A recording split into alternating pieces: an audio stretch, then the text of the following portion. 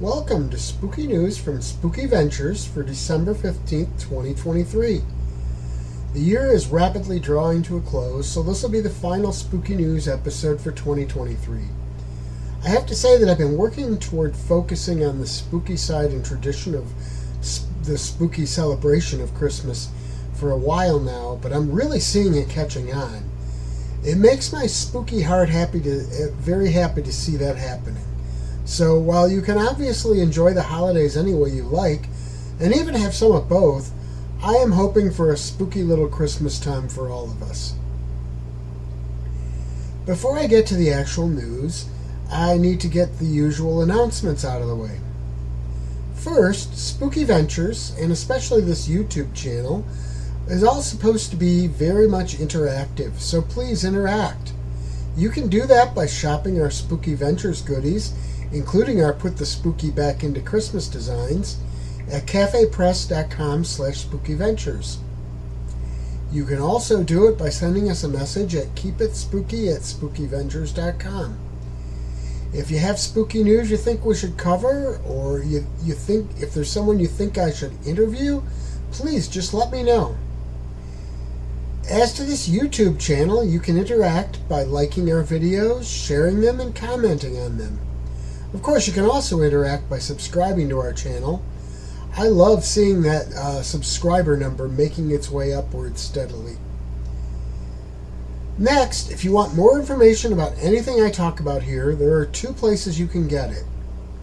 First, you can stick around once I'm done talking, and I'll have them all listed as title cards at the end of this video.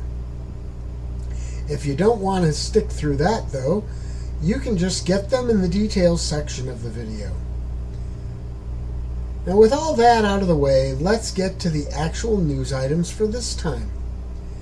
We'll start things off with a bit of music news. There is a new spooky Christmas single called The Wendigo Rag, and it comes from Hannah Rose Platt, and she describes it as a grisly, festive, dark comedy song. With a monster and cannibalism as subject matter, it certainly does put the spooky back into Christmas. You can check the song out, complete with cool animated video, on YouTube, but I'm sure the song itself is also available on your favorite music streaming services as well. Next up, let's take a look at an upcoming pinball machine. It comes from Spooky Pinball Machines. Come on, with that name, you know I have to cover them, right? I covered their Scooby-Doo one on a Spooky News segment quite a while back. While this new one has a more serious and adult subject matter at its core, that's because it's based on Texas Chainsaw Massacre. Now, no release date for the machine has been announced yet, but there is a cool preview trailer video out.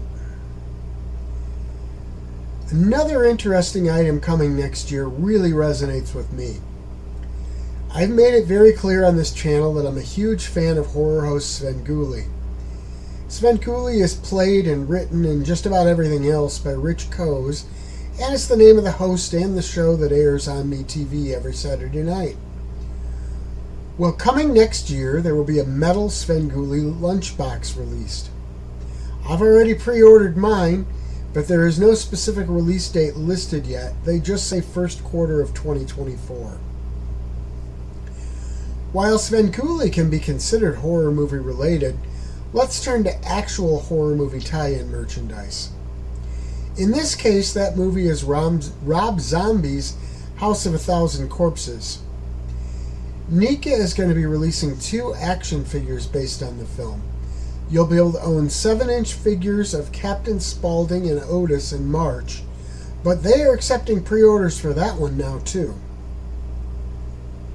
Speaking of action figures, there is another cool one that has been released recently by Super 7. It's a figure of Godzilla from Godzilla -1, and it stands 8 inches tall and is 14 inches long. It's a Super 7 Ultimate, and it sells for $85. That story presents a great opportunity to transition to actual movie news. We'll start with an article about the movie that inspired that toy, Godzilla -1. As of a few days ago, that movie became the highest grossing live action Japanese film of all time in North America. That total was sitting at 14.36 million on December 8th, with it being added to more screens since that date. So the total should be climbing even higher. Next up, we'll look at a movie that isn't out yet. That film is a prequel to The Omen. It's going to be called The First Omen, and it will be hitting theaters in April. In the meantime, 20th Century Studios has released a first look in the form of a still picture designed to pique the interest of potential moviegoers. Coming out a month before that one, Blumhouse's Imaginary explores a pretty creepy concept. That idea is, what if a child's imaginary friend is not only real, but also evil? They have unleashed a trailer for the film upon the world, and it definitely looks creepy. Continuing our journey from the more distant future to the earliest, there is a new movie coming from James Wan. Night Swim focuses on an underwater monster. Perhaps the most unique aspect of that concept, though, is that this beast does not live in the ocean or even in a lake. It lives in a family's pool in their backyard. The movie will be released on January 5th, but there are a couple trailers out there now for you to check out. Next up, we'll look at a home video release of a recent horror film.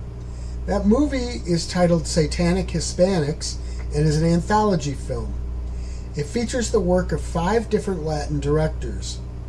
It's coming to Blu-ray on December 19th, and I have seen some good reviews of that one from its theatrical release, so I'm really looking forward to checking it out. Sticking with home video, fans of the Wednesday series will be pleased to know that Season 2 of the Addams Family spin-off is on the way. It might be a while till it hits your screens, though. The show will start filming in Ireland next April. That brings us to the end of the actual news, but I'll be looking at our spooky calendar before we close things out here. First, though, here's a quick reminder. If you want any information, any additional information on anything I've talked about here, just stick around. Once I'm done talking, I'll include all those URLs as title cards in the video.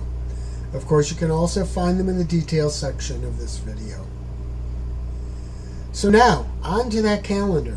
Our spooky calendar includes dates of all things that should be of interest to fans of the spooky, or as I like to call us, the spooky tribe. You can find the calendar at the main page at spookyventures.com. Just scroll down until you see the link. Look into that calendar for this time. There's just one date remaining in 2023.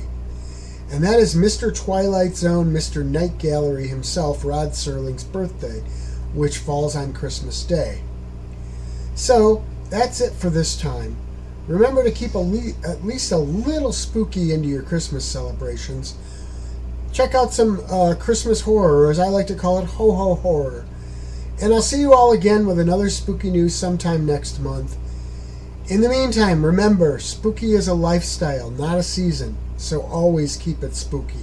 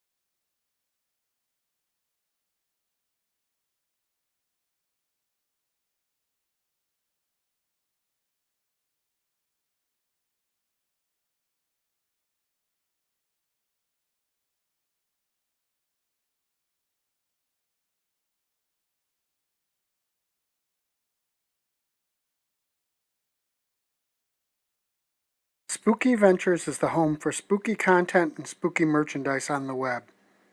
Check it out today at spookyventures.com. And remember, always keep it spooky.